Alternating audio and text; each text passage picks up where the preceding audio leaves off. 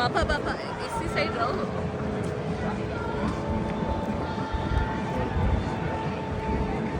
कब कलर देखो आसमान का मम्मी। इधर देखो, इधर तो ब्लू है, इधर देखो ये पिंक वाला देखो।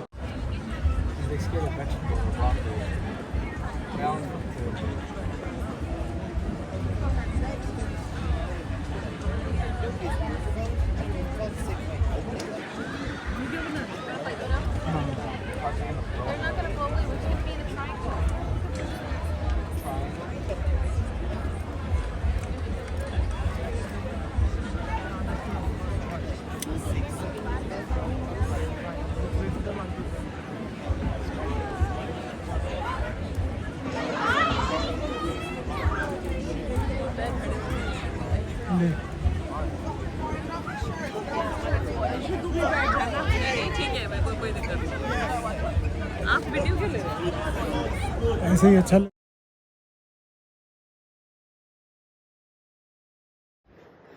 मैं ये जो वीडियो आपके सामने पेश कर रहा हूँ, इसमें मैं आपको ये बताना चाह रहा हूँ कि अब अमेरिकन कल्चर जो है वो भारत में भी तेज़ी से लागू हो जाएगा। अब आप ये कहेंगे कि ये कैसे संभव है, तो मैं आपको कहना चाहता हूँ कि जब से इस देश के अंदर ख़ास तौर से anti Rohingya, anti Bangladeshi drive चली हैं और डिमोलिशन ड्राइव चली हैं, हर एक शहर में ही चल रही हैं। दिल्ली में भी काफ़ी झुग्गियों का और जो अनऑथराइज्ड स्ट्रक्चर्स थे उनका डिमोलिशन एमसीडी के द्वारा किया गया, और इसी तरह से गुड़गांव में भी हुआ और फरीदाबाद में भी हुआ, नोएडा में भी हुआ। तो सभी शहरों के अंदर ये कार्य उत्तरोत्तर प्रगति पर जा रहा है और इसका असर भी पड़ रहा है कि जो शहर अटे पड़े थे इस तरह के अवांछित लोगों के भारत में प्रवेश के कारण, और इस देश को इन सब लोगों ने एक धर्मशाला ही समझ लिया था, और जिसका मन करे वो इंडिया आ जाए और इंडिया में आकर के जब तक चाहे तब तक रहे, और इसके लिए उनके सामने कोई रुकावट नहीं थी। यहाँ तक कि सरकारी सुविधाएं भी उन लोगों को उपलब्ध कराई गई। जैसा कि आप जानते हैं कि जो पाकिस्तानी हैं उनको कांग्रेस सरकार ने लॉन्ग टर्म वीज़ा दिए यहाँ स्टे करने के लिए, और इसी तरह से जो बांग्लादेशी आए यहाँ पर, उन बांग्लादेशियों को भी यहाँ रहने के लिए झुग्गियाँ बनाने की परमिशन दी। उनके वोटर कार्ड्स बनवाए गए, उनके आधार कार्ड बनवाए गए, उनके राशन कार्ड बनाए गए, और उनको एक रेस्पेक्टेबल ज़िंदगी देने के लिए यहाँ तक कि डोमिसाइल सर्टिफिकेट तक भी इशू कर दिए गए। और उनके बच्चे जो हैं वो EWS जो कैटेगरी है, इकोनॉमिकल वीकर सेक्शन की जो कैटेगरी है, उसमें पब्लिक स्कूलों में पढ़ रहे हैं। और इस देश में जितनी सुविधाएं इन लोगों को मिल रही हैं, ख़ास तौर से ये जो बाहर से आए हुए रोहिंग्या हैं, बांग्लादेशी हैं या पाकिस्तानी लोग रह रहे हैं, तो इनको किसी तरह की कोई समस्या नहीं रही। और ख़ास तौर से जब तक दिल्ली के अंदर कांग्रेसी राज करते रहे या उसके बाद में आम आदमी पार्टी ने राज किया यहाँ पे, तो उन्होंने अपनी वोट बैंक बनाए रखने के लिए इन लोगों की भरपूर मदद की। और इस भरपूर मदद का सिला जो था उनको ये मिला कि इनके बच्चों को माइनॉरिटी का होने के कारण सबको स्कॉलरशिप्स मिल रही हैं। बच्चे जो हैं वो चाहे 1 दर्जन है या 2 दर्जन है, सबके लिए राशन की व्यवस्था सरकार की तरफ से की गई। और यहाँ तक कि जो केजरीवाल के ज़माने में दिल्ली में यहाँ पे जो रोहिंग्या बसाए गए उनको 10-10 हज़ार रुपये कैश भी दिए गए और उनको रहने के लिए जगह दी गई, बिजली का कनेक्शन दिया गया और उनको टेंट्स लगा करके दिए गए और उनको हर वो सुविधा दी गई जो किसी आदमी को किसी नए शहर में बसने के लिए दी जानी चाहिए थी। और इसी वजह से यहाँ पर जब आप बात करते हैं किसी भी ऐसे मोहल्ले में जा कर के जहाँ पे झुग्गियाँ हैं, जहाँ स्लम्स हैं, चाहे वो रेलवे लाइन के किनारे हैं, चाहे वो किसी जंगल में बनाई गई हैं या चाहे किसी पॉश कॉलोनी के पास में बनाई गई झुग्गियाँ हैं, तो उनसे जब भी आप बात करते हैं तो वो कहते हैं मोदी ने कहा था कि जहाँ झुग्गी वहाँ मकान। तो अब हमारी झुग्गी तोड़ने का अब कारपोरेशन को कोई अधिकार नहीं है। पहले हमारे को एक पक्का मकान दे दे, उसके बाद में फिर हमारे को हमारी झुग्गी को तरफ नज़र उठाना, फिर उसको तोड़ना। तो जब ये ड्राइव बड़ी तेज़ स्पीड से चली तो इसका असर अब आप देख रहे हैं कि गुड़गांव में महसूस किया जा रहा है। और गुड़गांव जैसा कि आप जानते हैं बहुत धनाढ़ लोग जो हैं गुड़गांव में रहते हैं और गुड़गांव में हाई राइज बिल्डिंग्स हैं, बड़ी बड़ी सोसाइटियां हैं और इन सोसाइटियों में काम करने वाले जो लोग हैं वो मोस्टली वही लोग हैं जो झुग्गियाँ बना करके और स्लम्स बना करके गुड़गांव में रह रहे थे। और यही लोग यहाँ पे हाउसकीपिंग का काम करते हैं, यही लोग यहाँ पे मेड हैं, इन्हीं की औरतें, और यही लोग यहाँ कुक का काम करते हैं, यही लोग ड्राइवर का काम करते हैं, यही लोग कूड़ा उठाने का काम करते हैं और यही लोग जो हैं उनको जो सुख सुविधाएं चाहिए रईस लोगों को वो सब उपलब्ध कराते हैं। तो क्योंकि ये लोग आदी हो चुके कई कई नौकर रखने के और हर एक घर के अंदर आप देखते हैं एक ड्राइवर है, एक माली है, एक जो है आया है, एक कुक है और एक गार्ड है। तो इस तरह से जो रईस लोग हैं उनके पास में 5-7 आदमी ज़रूर होते हैं जो उनकी सेवा के लिए, उनकी तीमारदारी के लिए मौजूद रहते हैं। तो लेकिन जब से ये रोहिंग्या और बांग्लादेशियों को ढूंढने की ड्राइव गुड़गांव में चली, तब से ये जो लोग थे उनको ये खतरा महसूस हुआ कि पुलिस वाले आएंगे, हमारे को उठा करके ले जाएंगे या किसी डिटेंशन कैंप में डाल देंगे। तो इससे अच्छा है यहाँ से भाग लो और अपने मालदा चले जाओ, चाहे पश्चिम बंगाल चले जाओ या जो 24 परगना चले जाओ या जो भी उनका इलाका है वहाँ से होते हुए वापस बांग्लादेश की टिकट कटा लेते हैं। और आपने देखा होगा कुछ दिनों पहले जो है कि लोग 2,500 हज़ार रुपये का टिकट खरीद करके और गुड़गांव से बसों में भर भर करके अपना सारा घर का सामान ले करके पश्चिम बंगाल की तरफ पलायन कर रहे थे। तो जब इस तरह से मास पलायन होने लगा गुड़गांव के अंदर, तो आज स्थिति इतनी विकट हो गई वहाँ पे कि वहाँ जो है आपको कोई कुक नहीं मिल पा रहा है, मेड आपके घर में नहीं आ रही है और जो मैम साहब हैं जो सिर्फ किटी पार्टीज़ में जाया करती थी और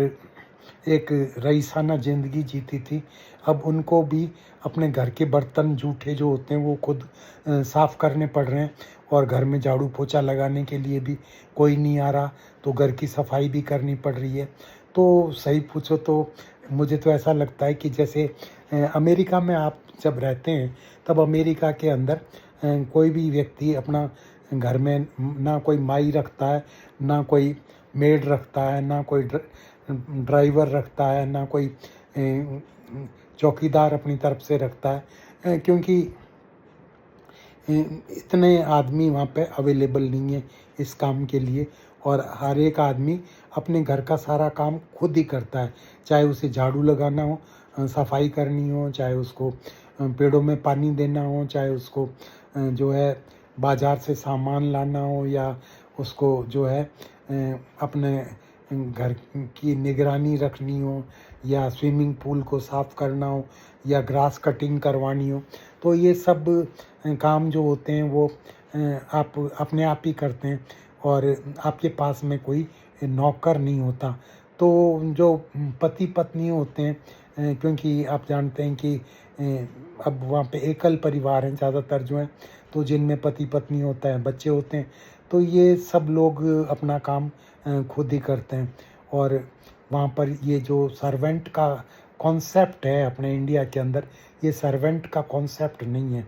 और यही स्थिति अब जो है गुड़गांव में शुरू हो गई है। हालांकि आपको पता है कि जितनी भी बड़ी बड़ी कंपनियां हैं, चाहे माइक्रोसॉफ्ट है, गूगल है, जेनपैक्ट है या आपकी प्राइस वाटर कूपर की कंपनी है या मैकेंजी है, सभी के हेड ऑफिस यहाँ पे बने हुए हैं, सीईओज हैं उनके, और उनका जो स्टाफ है वो बहुत वेल पेड है, पैसे भी खूब मिलते हैं उन लोगों को। लेकिन अब मुश्किल ये हो रही कि पैसे तो अच्छे मिल रहे हैं, लेकिन अब घर का काम भी खुद ही करना पड़ रहा है। तो ऐसी स्थिति में अब आप ये कहेंगे कि इससे फ़र्क क्या पड़ता है? तो फ़र्क तो देखिए यही पड़ता है कि हमारे इंडियन कल्चर के अंदर जो लड़के होते हैं वो नवाबों की तरह पाले जाते हैं, उनसे घर का कोई काम नहीं कराया जाता, काम तो घर का लड़कियां ही करती हैं या जो माताजी होती हैं वो ही करती हैं। तो ऐसी स्थिति के अंदर, क्योंकि नवाबों की तरह पले हुए बच्चे होते हैं, बिगड़े हुए लड़के होते हैं, तो उनको अब काम करना पड़ता है, तो वाकई बहुत बुरा लगता है। और फिर उनकी जो बीवियां हैं वो भी बहुत रईस घरों की लड़कियां हैं, तो उन्होंने कभी अपने हाथ से घर में एक पत्ता भी नहीं तोड़ा, तो वो भी सोचती हैं कि अब कहाँ फंस गए। तो खैर जो भी स्थिति है, अब इस स्थिति का असर ये पड़ेगा कि आप अपने आप अपना काम करने की आदत डाल लेंगे और आप भी अब अमेरिकन स्टैंडर्ड को फॉलो कर लेंगे। तो एक तो ये फ़ायदा हो गया। अच्छा, दूसरा फ़ायदा ये हो गया कि ये जो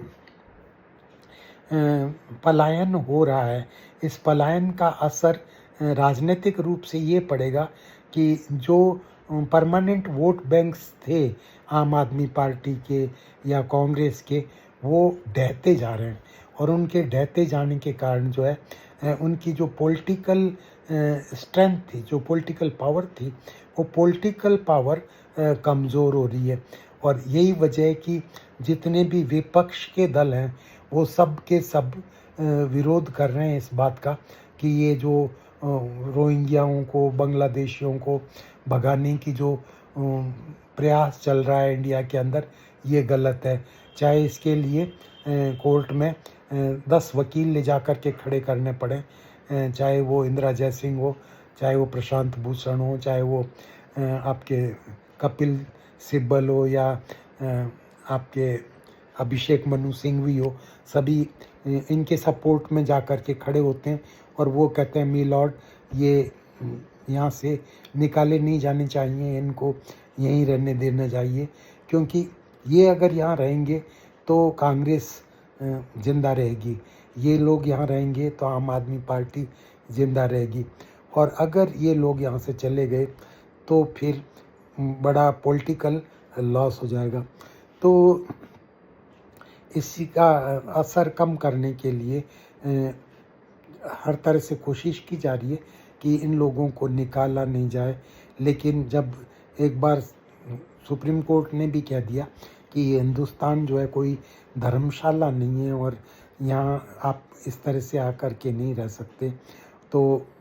इनको निकाला तो जाएगा, निकाले जा भी रहे हैं और काफ़ी सारे लोगों को डिटेंशन सेंटर्स में ले जा कर के बंद किया गया, काफ़ी लोगों को डिपोर्ट भी किया गया।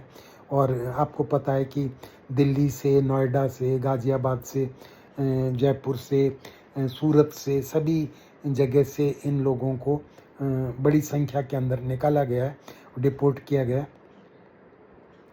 तो इसका जो पॉलिटिकल इफ़ेक्ट होगा, वो इफ़ेक्ट जो है आपको जब इलेक्शन होंगे तब पता लगेगा कि इसका क्या फ़ायदा रहा या क्या नुकसान रहा। तो बस मैं इस टॉपिक पर अभी आपसे इतनी ही बात करूँगा। फिर किसी और दिन अगले वीडियो में किसी और टॉपिक पर मैं आपसे बात करूँगा। तब तक के लिए आप मुझे इजाज़त दीजिए। Thank you very much. और ये जो मेरा वीडियो है, इस वीडियो को आप लाइक करिए, शेयर करिए, सब्सक्राइब करिए और अपने फ्रेंड्स को भी बताइए। Thank you. मैं ये जो वीडियो आपके सामने पेश कर रहा हूँ, इसमें मैं आपको ये बताना चाह रहा हूँ कि अब अमेरिकन कल्चर जो है वो भारत में भी तेज़ी से लागू हो जाएगा। अब आप ये कहेंगे कि ये कैसे संभव है, तो मैं आपको कहना चाहता हूँ कि जब से इस देश के अंदर ख़ास तौर से anti Rohingya, anti Bangladeshi drive चली हैं और डिमोलिशन ड्राइव चली हैं, हर एक शहर में ही चल रही हैं। दिल्ली में भी काफ़ी झुग्गियों का और जो अनऑथराइज्ड स्ट्रक्चर्स थे उनका डिमोलिशन एमसीडी के द्वारा किया गया और इसी तरह से गुड़गांव में भी हुआ और फरीदाबाद में भी हुआ, नोएडा में भी हुआ। तो सभी शहरों के अंदर ये कार्य उत्तरोत्तर प्रगति पर जा रहा है और इसका असर भी पड़ रहा है कि जो शहर अटे पड़े थे इस तरह के अवांछित लोगों के भारत में प्रवेश के कारण, और इस देश को इन सब लोगों ने एक धर्मशाला ही समझ लिया था और जिसका मन करे वो इंडिया आ जाए और इंडिया में आकर के जब तक चाहे तब तक रहे और इसके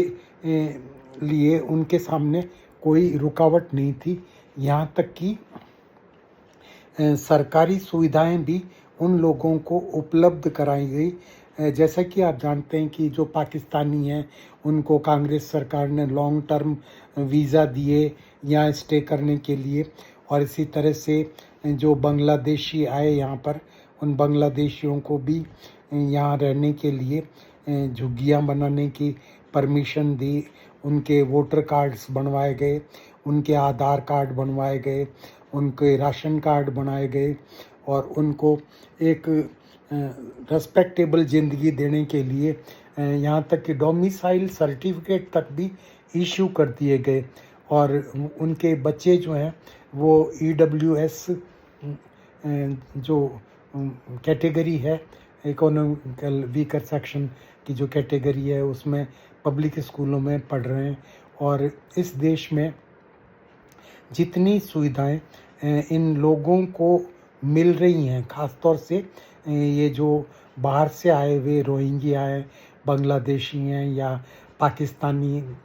लोग रह रहे हैं, तो इनको किसी तरह की कोई समस्या नहीं रही। और ख़ास तौर से जब तक दिल्ली के अंदर कांग्रेसी राज करते रहे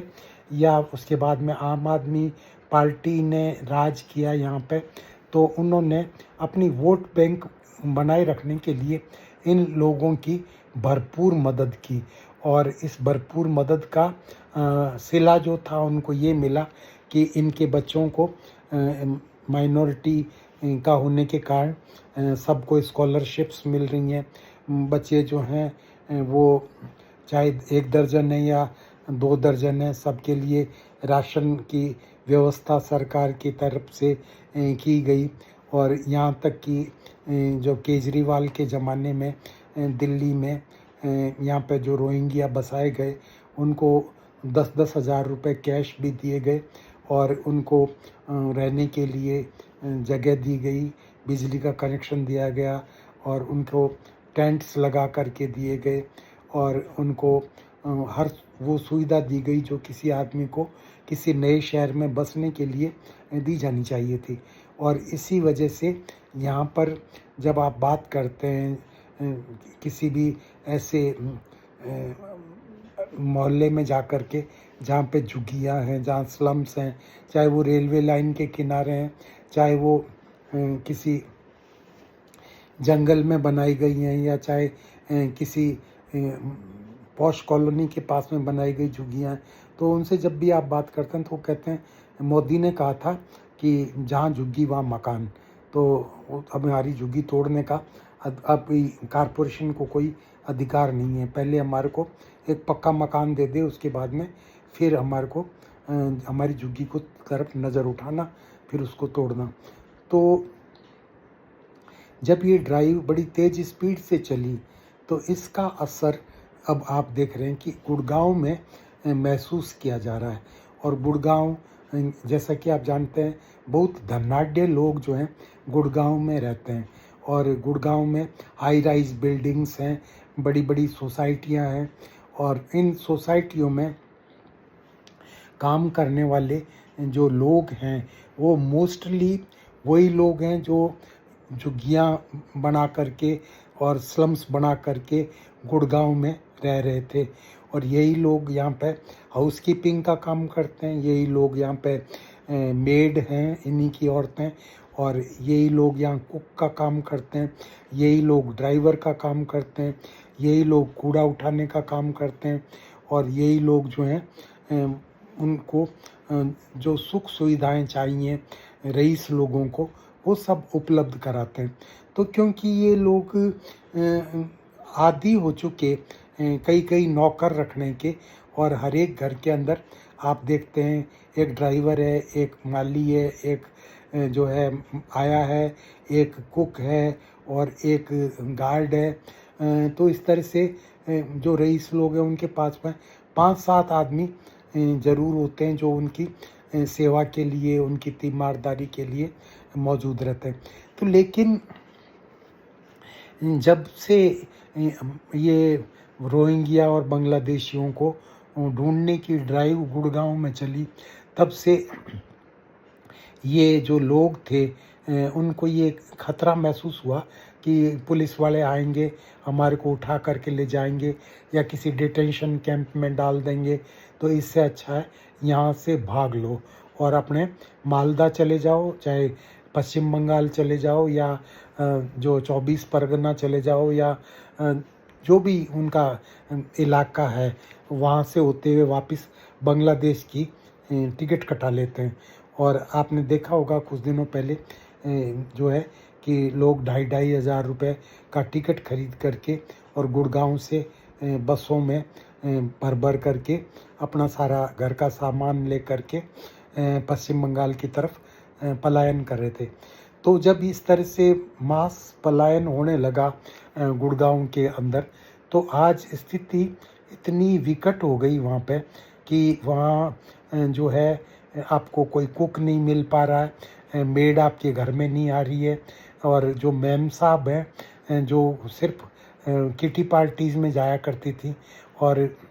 एक रईसाना ज़िंदगी जीती थी, अब उनको भी अपने घर के बर्तन जूठे जो होते हैं वो खुद साफ़ करने पड़ रहे हैं, और घर में झाड़ू पोछा लगाने के लिए भी कोई नहीं आ रहा, तो घर की सफाई भी करनी पड़ रही है। तो सही पूछो तो मुझे तो ऐसा लगता है कि जैसे अमेरिका में आप जब रहते हैं तब अमेरिका के अंदर कोई भी व्यक्ति अपना घर में ना कोई माई रखता है, ना कोई मेड रखता है, ना कोई ड्राइवर रखता है, ना कोई चौकीदार अपनी तरफ से रखता है, क्योंकि इतने आदमी वहाँ पे अवेलेबल नहीं है इस काम के लिए, और हर एक आदमी अपने घर का सारा काम खुद ही करता है, चाहे उसे झाड़ू लगाना हो, सफाई करनी हो, चाहे उसको पेड़ों में पानी देना हो, चाहे उसको जो है बाज़ार से सामान लाना हो, या उसको जो है अपने घर की निगरानी रखनी हो, या स्विमिंग पूल को साफ़ करना हो, या ग्रास कटिंग करवानी हो। तो ये सब काम जो होते हैं वो आप अपने आप ही करते हैं, और आपके पास में कोई नौकर नहीं होता। तो जो पति पत्नी होते हैं, क्योंकि आप जानते हैं कि अब वहाँ पे एकल परिवार हैं ज़्यादातर जो हैं, तो जिनमें पति पत्नी होता है, बच्चे होते हैं, तो ये सब लोग अपना काम खुद ही करते हैं। और वहाँ पर ये जो सर्वेंट का कॉन्सेप्ट है अपने इंडिया के अंदर, ये सर्वेंट का कॉन्सेप्ट नहीं है। और यही स्थिति अब जो है गुड़गांव में शुरू हो गई है। हालांकि आपको पता है कि जितनी भी बड़ी बड़ी कंपनियां हैं, चाहे माइक्रोसॉफ्ट है, गूगल है, जैनपैक्ट है, या आपकी प्राइस वाटर कूपर की कंपनी है, या मैकेंजी है, सभी के हेड ऑफिस यहाँ पे बने हुए हैं, सीईओज हैं उनके, और उनका जो स्टाफ है वो बहुत वेल पेड है, पैसे भी खूब मिलते हैं उन लोगों को। लेकिन अब मुश्किल ये हो रही कि पैसे तो अच्छे मिल रहे हैं, लेकिन अब घर का काम भी खुद ही करना पड़ रहा है। तो ऐसी स्थिति में अब आप ये कहेंगे कि इससे फ़र्क क्या पड़ता है? तो फ़र्क तो देखिए यही पड़ता है कि हमारे इंडियन कल्चर के अंदर जो लड़के होते हैं वो नवाबों की तरह पाले जाते हैं, उनसे घर का कोई काम नहीं कराया जाता, काम तो घर का लड़कियां ही करती हैं, या जो माताजी होती हैं वो ही करती हैं। तो ऐसी स्थिति के अंदर, क्योंकि नवाबों की तरह पले हुए बच्चे होते हैं, बिगड़े हुए लड़के होते हैं, तो उनको अब काम करना पड़ता है, तो वाकई बहुत बुरा लगता है। और फिर उनकी जो बीवियां हैं वो भी बहुत रईस घरों की लड़कियां हैं, तो उन्होंने कभी अपने हाथ से घर में एक पत्ता भी नहीं तोड़ा, तो वो भी सोचती हैं कि अब कहाँ फंस गए। तो खैर जो भी स्थिति है, अब इस स्थिति का असर ये पड़ेगा कि आप अपने आप अपना काम करने की आदत डाल लेंगे, और आप भी अब अमेरिकन स्टैंडर्ड को फॉलो कर लेंगे। तो एक तो ये फ़ायदा हो गया। अच्छा, दूसरा फ़ायदा ये हो गया कि ये जो पलायन हो रहा है, इस पलायन का असर राजनीतिक रूप से ये पड़ेगा कि जो परमानेंट वोट बैंक्स थे आम आदमी पार्टी के या कांग्रेस के, वो ढहते जा रहे हैं, और उनके ढहते जाने के कारण जो है उनकी जो पॉलिटिकल स्ट्रेंथ थी, जो पॉलिटिकल पावर थी, वो पॉलिटिकल पावर कमज़ोर हो रही है। और यही वजह है कि जितने भी विपक्ष के दल हैं वो सब के सब विरोध कर रहे हैं इस बात का कि ये जो रोहिंग्याओं को, बांग्लादेशियों को भगाने की जो प्रयास चल रहा है इंडिया के अंदर, ये गलत है। चाहे इसके लिए कोर्ट में 10 वकील ले जा कर के खड़े करने पड़े, चाहे वो इंदिरा जयसिंह हो, चाहे वो प्रशांत भूषण हो, चाहे वो आपके कपिल सिब्बल हो, या आपके अभिषेक मनु सिंघवी हो, सभी इनके सपोर्ट में जा कर के खड़े होते हैं, और वो कहते हैं मी लॉर्ड, ये यहाँ से निकाले नहीं जाने चाहिए, इनको यहीं रहने देना चाहिए, क्योंकि ये अगर यहाँ रहेंगे तो कांग्रेस जिंदा रहेगी, ये लोग यहाँ रहेंगे तो आम आदमी पार्टी जिंदा रहेगी, और अगर ये लोग यहाँ से चले गए तो फिर बड़ा पॉलिटिकल लॉस हो जाएगा। तो इसी का असर कम करने के लिए हर तरह से कोशिश की जा रही है कि इन लोगों को निकाला नहीं जाए। लेकिन जब एक बार सुप्रीम कोर्ट ने भी कह दिया कि हिंदुस्तान जो है कोई धर्मशाला नहीं है, और यहाँ आप इस तरह से आकर के नहीं रह सकते, तो इनको निकाला तो जाएगा, निकाले जा भी रहे हैं, और काफ़ी सारे लोगों को डिटेंशन सेंटर्स में ले जा कर के बंद किया गया, काफ़ी लोगों को डिपोर्ट भी किया गया। और आपको पता है कि दिल्ली से, नोएडा से, गाज़ियाबाद से, जयपुर से, सूरत से, सभी जगह से इन लोगों को बड़ी संख्या के अंदर निकाला गया है, डिपोर्ट किया गया। तो इसका जो पॉलिटिकल इफ़ेक्ट होगा, वो इफ़ेक्ट जो है आपको जब इलेक्शन होंगे तब पता लगेगा कि इसका क्या फ़ायदा रहा या क्या नुकसान रहा। तो बस मैं इस टॉपिक पर अभी आपसे इतनी ही बात करूँगा। फिर किसी और दिन अगले वीडियो में किसी और टॉपिक पर मैं आपसे बात करूँगा। तब तक के लिए आप मुझे इजाज़त दीजिए। Thank you very much. और ये जो मेरा वीडियो है, इस वीडियो को आप लाइक करिए, शेयर करिए, सब्सक्राइब करिए, और अपने फ्रेंड्स को भी बताइए। Thank you.